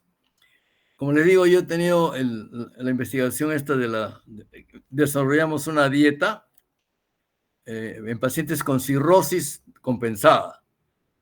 Una de las cosas de la dieta que les voy a comentar, que es muy importante que lo sepan, porque eso es una cosa que últimamente se ha impuesto, hay bastante información científica que respalda esto. Los pacientes con cirrosis, el gran problema de ellos es que se desnutren. La enfermedad cirrótica, en la medida que progresa en su evolución, sea de cualquier etiología la cirrosis, va a ir acompañada de un proceso de desnutrición progresivo, una desnutrición calórico-proteica. El secreto, por eso hice esa pequeña investigación, a ver si encontrábamos cuál de los signos que vemos en los pacientes con desnutrición avanzada en cirróticos es el que nos puede orientar mejor para poder decir, este paciente no parece desnutrido. Este signo que está alterado y esto nos indica que ya hay un proceso de desnutrición iniciado en ese paciente que ahora no tiene una expresión clínica franca, clara, contundente. Y lo que hemos encontrado nosotros es básicamente la fuerza de la contracción de la mano. Con un dinamómetro hemos medido cuánta fuerza hace el paciente para poder medir la fuerza de la contracción de la mano en el dinamómetro. Eso nos ha dado el porcentaje más alto de deficiencia en estos pacientes, independientemente de la edad, que podríamos decir que podría ser el signo más precoz de un cirrótico compensado, como para hacernos sospechar que estamos ante un proceso de desnutrición. Esa es una cosa absolutamente importante en el tratamiento de la cirrosis. La cirrosis, una vez declarada, no la vamos a curar. No existe tratamiento, solo el trasplante. Pero ya hemos dicho que el trasplante no puede ser una solución de un problema que solamente le va a beneficiar ni al 0.0000001 de la población. No es un tratamiento que nosotros deberíamos tener aspiraciones a que se popularice, no. O como dicen ahora, que se haga viral. No, ni viral, ni nada que ver. Entonces, pues, tenemos que buscar inteligentemente y además esos nuevos medicamentos que se están dando para reducir el apetito, para que el paciente pueda bajar de peso. Uno se llama literuguida, un nombre así. Es carísimo y tiene un montón de efectos secundarios. Entonces, ¿qué pasa cuando deja de tomar eso? Te vuelves a engordar otra vez. Pues, no. El problema de la gordura es aquí en la mente. Yo digo eso. Si el paciente no es capaz de cambiar su chip de alimentación, va a seguir comiendo. Pero el secreto es, doctor, pero yo no como grasas, no como azúcar y mire, sigo gordo. Así te van a decir los pacientes. Y efectivamente sigue gordo. ¿Por qué? Porque está tomando, de repente no grasas saturadas, estás tomando no azúcar, pero una serie de otros alimentos, frutas, algunas harinas, que le van a producir un aporte calórico por encima de sus necesidades, por encima de lo que el paciente necesita para vivir. Entonces, se ha visto, por ejemplo, que, y esta es una cosa que ahora se le pregunta, yo por lo menos pregunto sistemáticamente al paciente, señor o señora, ¿a qué horas come usted en la noche? Cena. ¿Cuál es la última hora en que usted ingiere alimentos? La gran mayoría me dice entre las 7 y las 8 de la noche. Toman su cena o su comida de la noche. Y al día siguiente, ¿a qué horas toma su desayuno? También me dice entre las 7 y las 8, la mayoría. ¿Eso qué significa? Que hay 12 horas entre las 7 de la noche y las 7 de la mañana en que el paciente no ingiere alimentos. Entonces la pregunta que nos hacemos, sin ser muy inteligentes, ¿de dónde demonios sale las calorías para mantener ese cuerpo 12 horas sin alimento? Y se ha visto que un cirrótico consume energía en esas 12 horas, lo que consume un atleta o un joven de 25 años en 2 días. O sea, el pobre cirrótico que encima ya no come en 12 horas, ¿no? Encima de eso, su organismo, al metabolizar desesperadamente la grasa y a veces el músculo, generalmente es el músculo, primero se come la grasa y después se come el músculo, genera una cantidad impresionante de energía necesita para sobrevivir. Y la desnutrición provoca 20,000 problemas de inmunidad, de infección. Es decir, es una catástrofe. Es más, un paciente desnutrido no es apto para un trasplante. Porque si le hacen un trasplante a un desnutrido, más o menos claro, va a tener muchas complicaciones y probablemente va a tener una tasa de mortalidad mucho más alta. Es un factor para que no hagan el trasplante.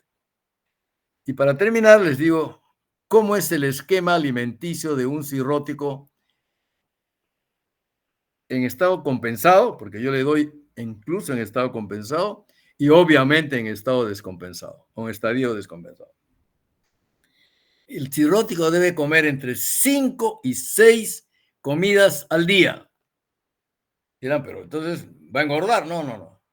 Son 5 o 6 comidas de menor volumen, de poco volumen. Pero ahí no está el secreto.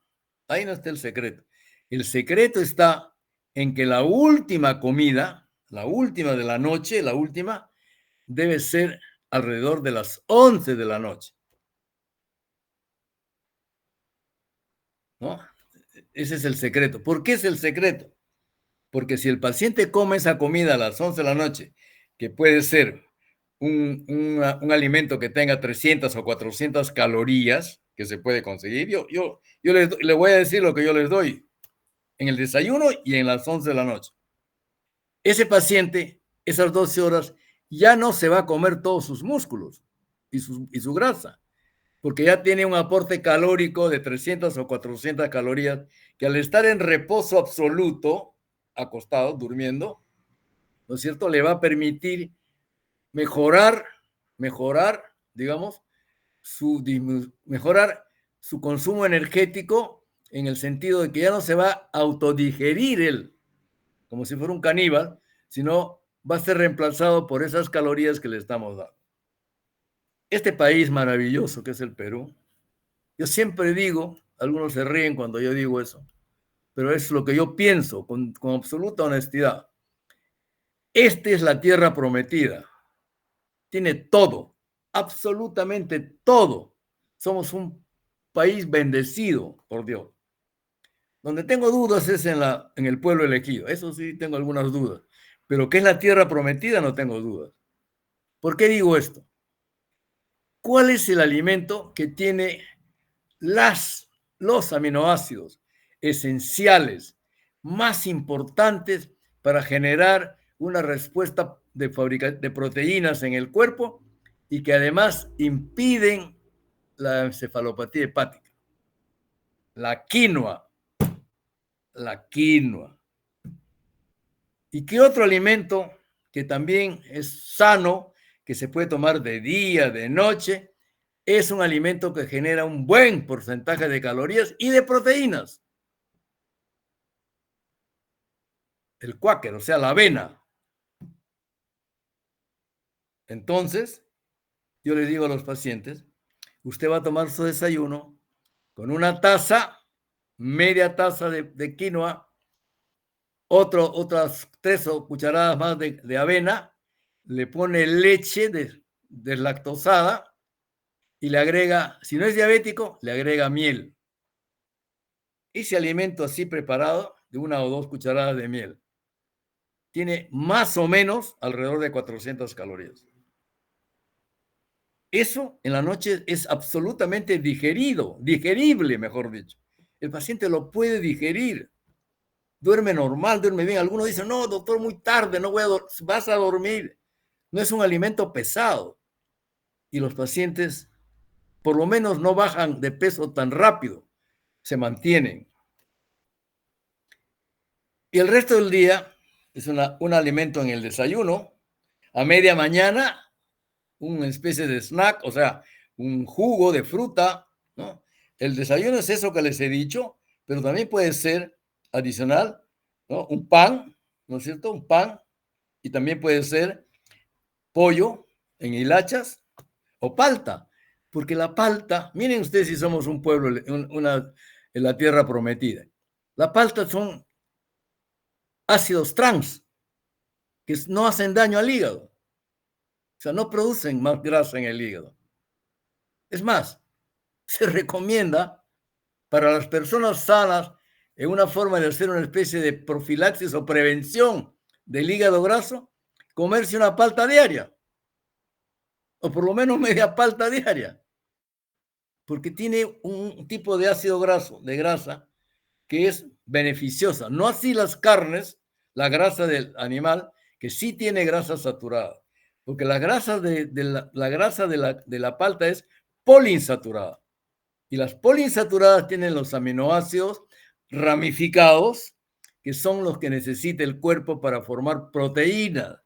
Recuerden que el hígado es la única fábrica de proteínas que tiene el organismo.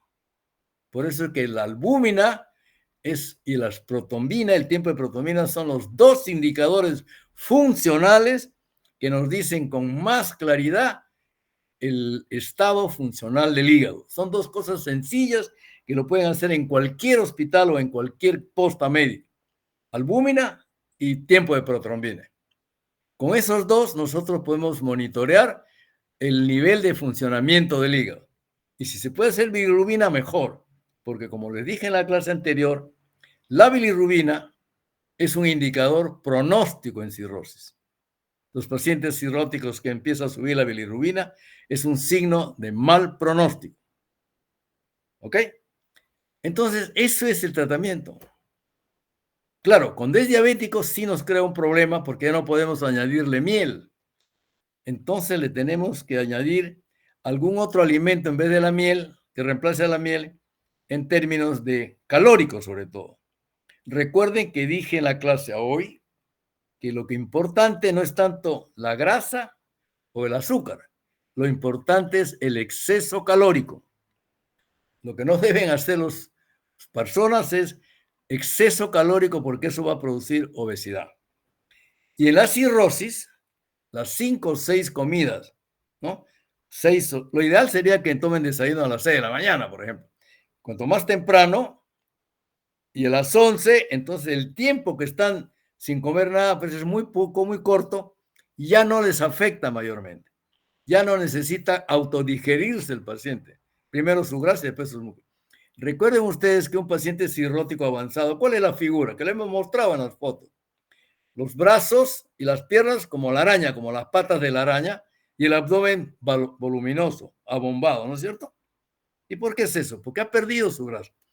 La complicación más severa del cirrótico en términos de nutrición es la sarcopenia. Son los casos más severos de sarcopenia que vemos. Sarcopenia es literalmente se quedan sin músculo estriado. Si ustedes ven a un paciente cirrótico, examinen los músculos de los brazos y las piernas y van a ver que casi no hay músculo, porque el cirrótico se lo ha comido esos músculos. Ha sacado la energía de los músculos para poder sobrevivir, porque tiene ese periodo de ayuno tan prolongado en la noche. Por eso le digo, esa es la clave para mejorar o disminuir la desnutrición.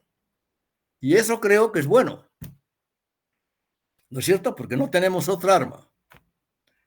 Ese es un poco. Clínicamente, como lo hemos dicho en la cirrosis, en la primera clase de cirrosis en general, los pacientes pueden ser totalmente asintomáticos. Lo único es que sí son pacientes con sobrepeso u obesidad. Ahora tampoco se ha empezado a establecer que el índice de masa corporal no expresa adecuadamente la distribución grasa del cuerpo. Lo más importante ahora para decir que un paciente tiene obesidad o sobrepeso es la medición con una cinta métrica de la cintura abdominal. Los hombres no pueden tener más de 94 centímetros de cintura abdominal y las mujeres no más de 80. Por encima de esas cifras podemos tener sobrepeso u obesidad en función de todo lo que tenemos. En todos los casos se puede hacer una combinación entre el índice de masa corporal y la medición de la cintura. Y para ver el grado nutricional hay un montón de pruebas, pero ninguna es tan específica o que nos sirva para poder hacer un diagnóstico preciso. Pero algo que te puede ayudar, sobre todo en cirróticos compensados, es la fuerza de presión de la mano. Y eso se mide con un aparatito, un dinamómetro que en algunos sitios venden, que es muy sencillo y muy fácil de utilizar.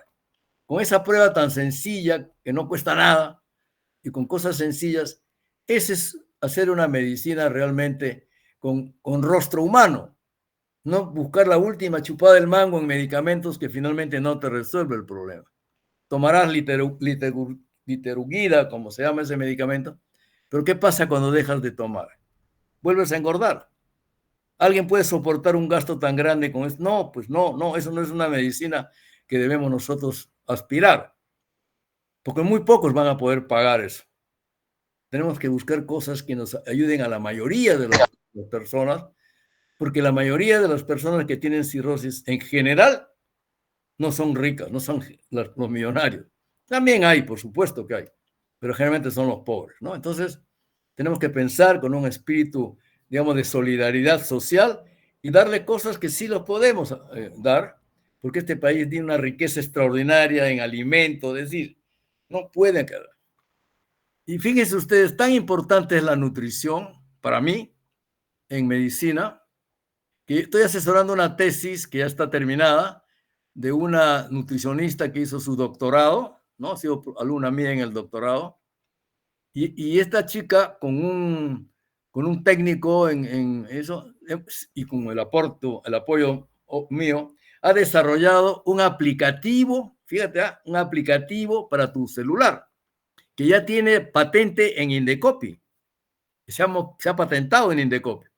Este aplicativo tiene como base de datos para poder medir las cantidades de calorías que consumes diariamente, sacado de un manual de alimentos del Instituto Nacional de Salud de Alimentos Peruanos.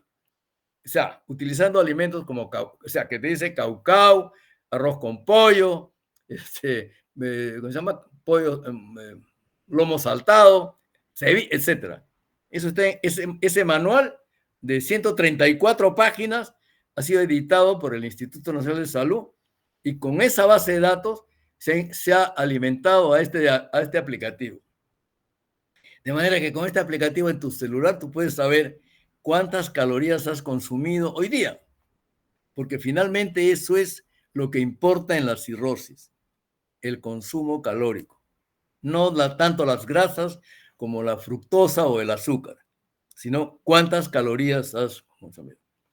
Entonces, jóvenes, creo que he dado una explicación más o menos dentro de lo que se puede, porque no los puedo atiborrar de una gran cantidad de información que hay. Les he dado, ustedes se pueden quedar con la copia de las diapositivas, que creo que ha estado bastante más o menos claro, bastante claro creo, de cómo es el problema de la enfermedad hepática esteatóxica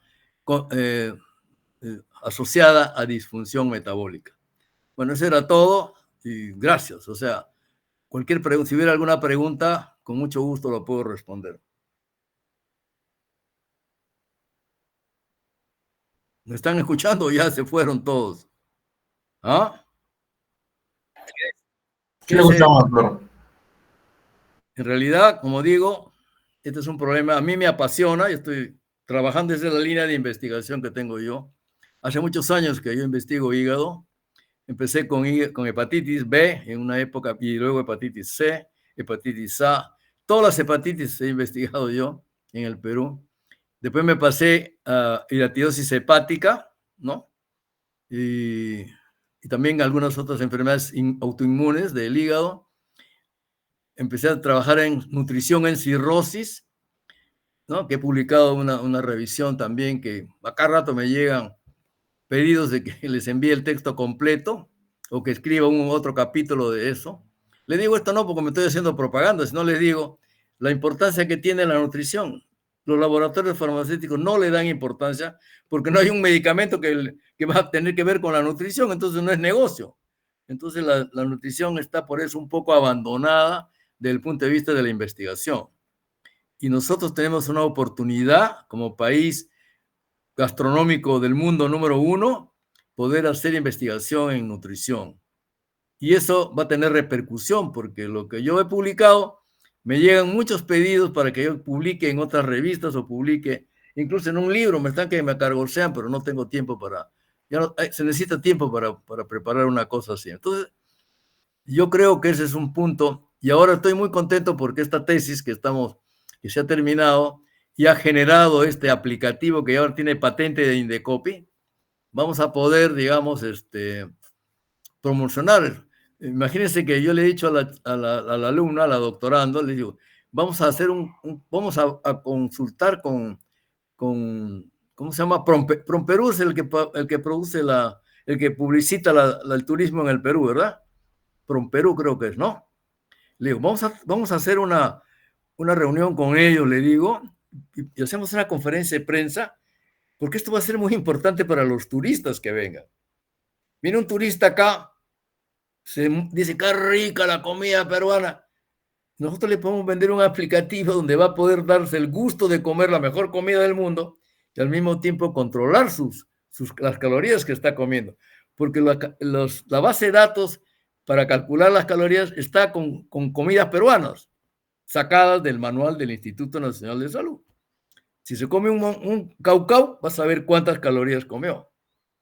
En cualquier otro aplicativo para medir calorías, ¿qué vas a poner cuando comes caucao? No tienes un nombre, ¿no es cierto? Acá sí hay. O lomo saltado, papa a la huancaína, todo eso está en ese manual. Y te dice cuántas calorías tiene X cantidad de comida. Entonces, creo que es un aporte nuestro del Perú a mejorar la salud de estos pacientes que además de disfrutar de la belleza y de la comida peruana, que es maravillosa, entonces van a poder tener un apoyo para controlar, ¿no es cierto?, si son diabéticos, si son obesos, para poder controlar su alimentación y disfrutar de la comida y salir más agradecidos de la visita a nuestro país.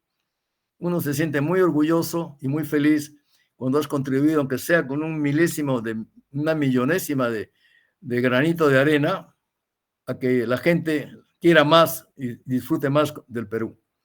Y eso es lo que me ha dado gusto y por eso estoy trabajando muy duro en este hígado graso, porque creo que necesitamos hacer aportes desde el punto de vista nutricional. Así que los invito a que intenten su tesis sobre aspectos nutricionales en enfermedades del hígado, porque es un problema que no está resuelto en ninguna parte del mundo porque nadie se preocupa mucho por la nutrición, porque como digo, no tienen apoyo de los laboratorios farmacéuticos porque no les interesa, esa es la verdad, de invertir dinero en eso porque no van a producir un medicamento, ¿no es cierto?, que sí tiene que ver con la nutrición. Así que todo va a tener que ser hecho por nosotros de una manera heroica, si quiere, porque no tenemos tanto dinero para hacer investigación. Muy bien, eso es todo. Y si tienen alguna pregunta, a ver, Guillermo Gabriel Pasapera, escucho. Doctor, había presentado los factores que están dentro del síndrome metabólico. Me preguntaba si era necesario identificarlos para hacer el diagnóstico de esta enfermedad y si así fuera, ¿cuántos como mínimo deben estar presentes para poder decir que es una masa?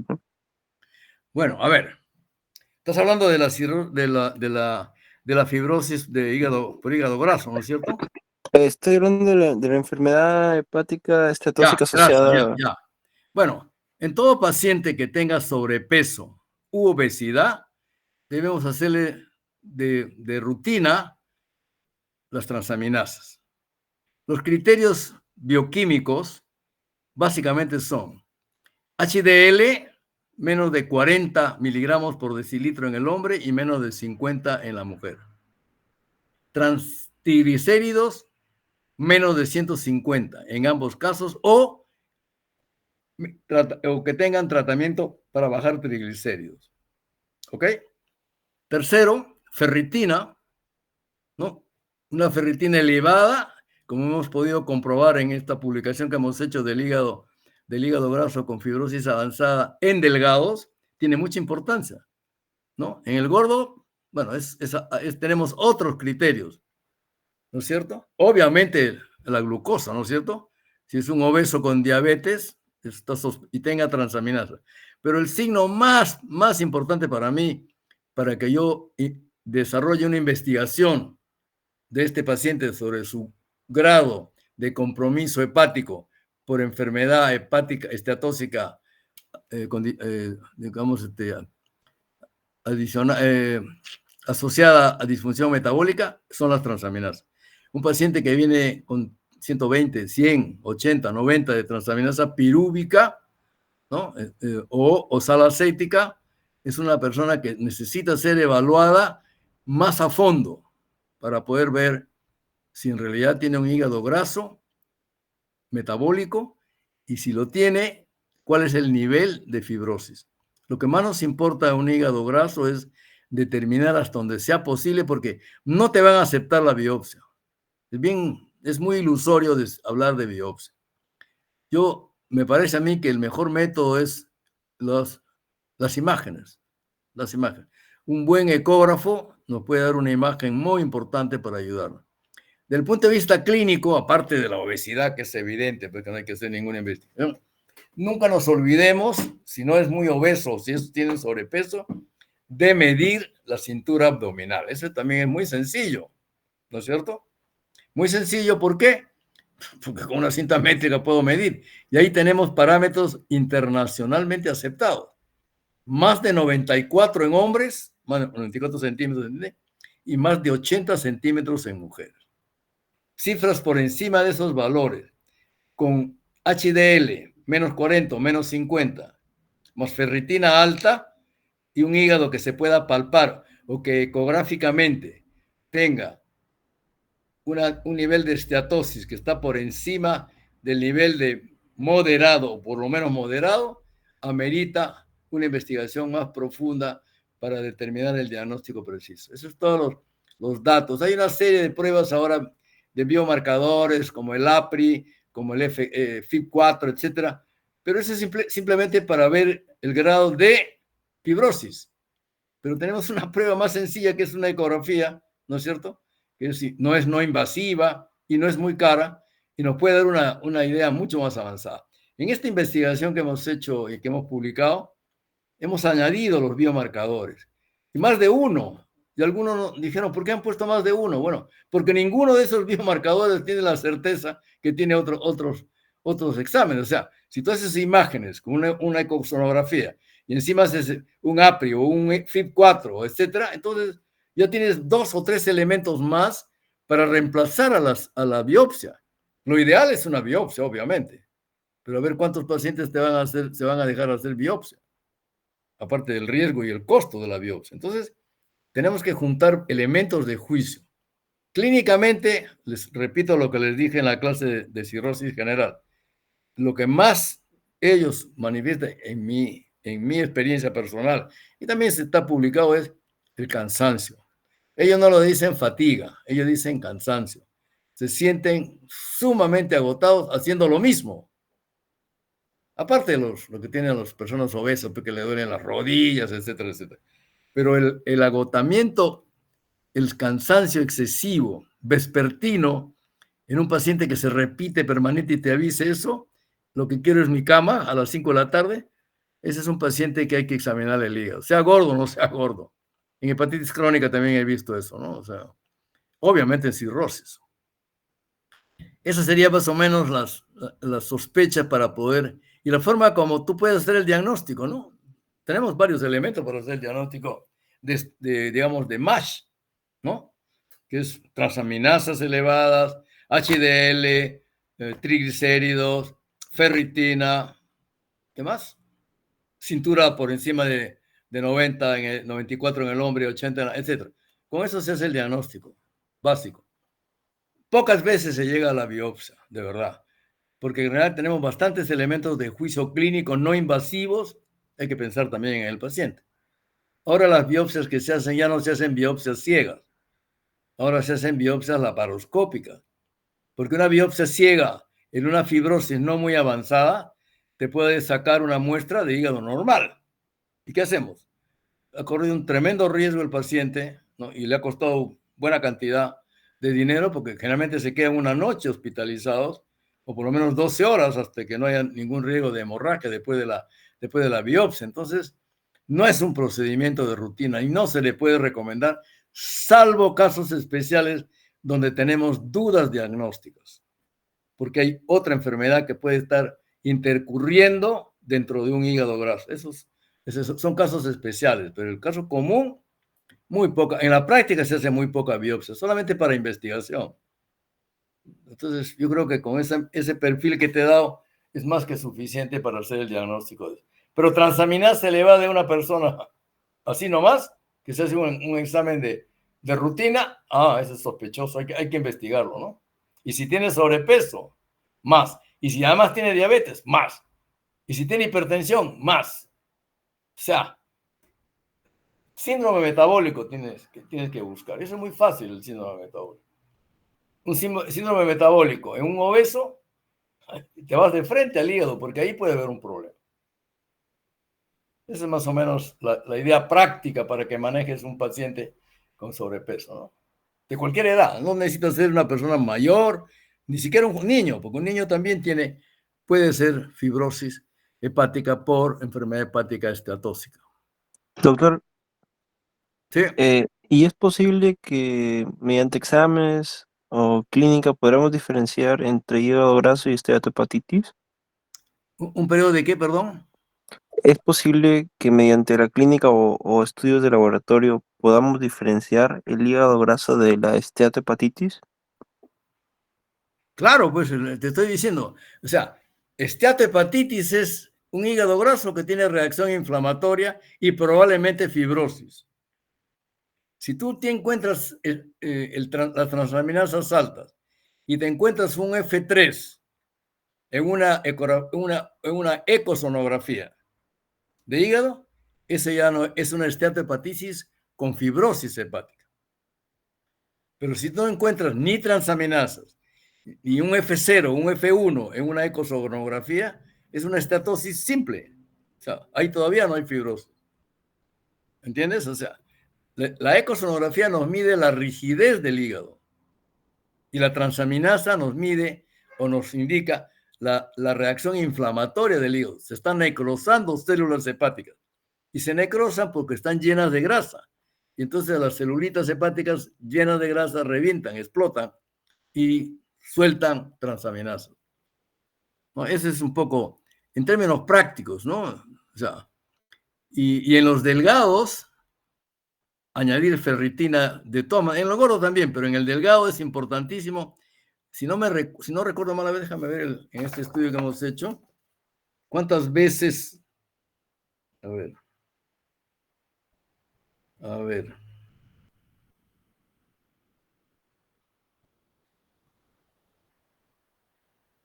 la ferritina.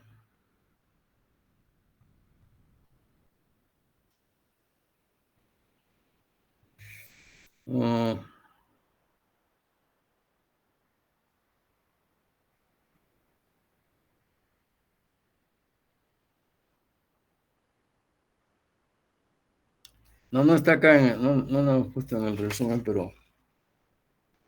No, pero esta no, en la delgado está. En los delgados que tengan hígado graso, ahí es bien importante la ferritina. A ver. Acá está. La ferritina tiene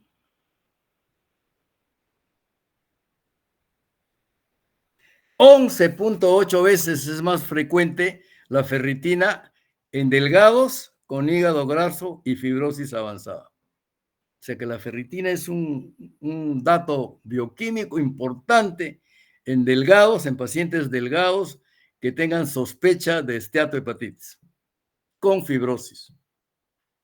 Y es un análisis sencillo, ¿no? No es tan complicado. Eso es lo que hemos encontrado. 11 veces más frecuente, ¿eh? que en un delgado que no tenga hígado graso. En el obeso no hay problema, porque en el obeso sí está elevado, pero en el delgado, que no teníamos muchos puntos de apoyo, porque el hígado graso nos imaginamos siempre en los gordos, ¿no es cierto?, en los obesos, pero en el delgado, la ferritina es el que nos da la pista de que puede tener un hígado graso con fibrosis. ¿Está bien? Sí, doctor, gracias. Ya. ¿Alguna pregunta más? Bueno, muy bien, jóvenes. Les agradezco por su presencia, les agradezco porque hemos podido cumplir, digamos, con la clase. Yo me sentía como que les debía algo, una deuda, pero estaba mal programado. Miren cuánto nos hemos demorado, casi 1 hora y media para hacer esto. Y no he dicho todo tampoco, porque si le digo todo nos quedamos aquí hasta las 11 de la noche. O sea, tampoco es eso, ¿no? No debe ser. Pero valió la pena, ¿verdad? Terrones, ha valido la pena que hablemos de este tema. Porque es un Sí, tema... doctor. Aparte es un tema muy recurrente que vamos a ver en las rotaciones. ¿Perdón? Sí, doctor, porque es un tema muy recurrente que vamos a ver en las rotaciones. Claro. Y van a ver todos los días este tipo de pacientes. No hay día de Dios que no veas un paciente que tenga este problema. Te lo digo yo. O sea, la sorpresa que he tenido con esto de los cirróticos, y ahora pues le pongo mucho más alerta cuando veo yo un paciente. Ya no es simplemente un paciente con sobrepeso o obesidad. Entonces todo el mundo cree que los gordos se mueren del corazón. No, se mueren también del hígado y montones. O sea, eso es una cosa que tiene uno que aprender. Muy bien, jóvenes. Así cualquier cosa que ustedes quieran, si algún tema que les interesa de hígado o de gastro, pero sobre todo de hígado, y quieren que algún día lo repasemos con ustedes en una noche así como para que se distraigan, me avisas con tiempo y preparamos la charla y se las damos, se las doy, no tengo ningún problema, me encanta hígado. Hemos publicado bastantes cosas de hígado, no solamente en anales, sino también en otras publicaciones del extranjero, ¿no? De manera que estoy a su disposición para ayudarlos en alguna cosa de hígado si les interesa. Y también si quieren empezar su tesis sobre algo, también me ofrezco a apoyarlos y asesoro un montón de tesis de un montón de maestrandos y doctorandos, porque a mí me gusta la investigación. Y entonces yo disfruto con eso. Así que si tienen algún proyecto de tesis que quieren conversarla conmigo, ver qué me parece, lo que sea, con mucho gusto. Me ofrezco sin ningún compromiso de nada, simplemente porque me gusta a mí ayudar a los jóvenes en investigación. Cuanto más gente le guste la investigación, el Perú será más respetado académicamente en medicina. Así de simple. ¿Ok? Ah, Muy sí, bien. doctor. También una última consulta, a ver si me puede A ver, pasar su diapositiva por WhatsApp. ¿el qué, perdón? Si me puede pasar su diapositiva por WhatsApp, doctor, disculpe. ¿Las diapositivas? Ajá, Ya, la ok, última te diapositiva. las paso, te las paso. Una parte, después de lo que digo, gracias, hay una parte que es una explicación detallada de todas esas figuras que han visto, que no, ya no es muy largo también eso, ¿no? Pero es el detalle de todas las figuras hecho en idioma español, pero creo que lo han comprendido bien, ¿no es cierto? O sea, no ha Sí. habido ningún problema. Ok, te lo voy a pasar, perdón, con mucho gusto. Muy bien, muy buenas noches a todos. Ya saben, ya tienen mi teléfono, tienen mi WhatsApp. Las cosas que ustedes crean que yo les puedo ayudar, con mucho gusto. ¿De acuerdo? Ok. Muy buenas noches a todos. Buenas Nos noches. vemos en cualquier momento. Gracias, Buenas doctor. noches. Mucho, doctor. Gracias. Muy bien. Ok.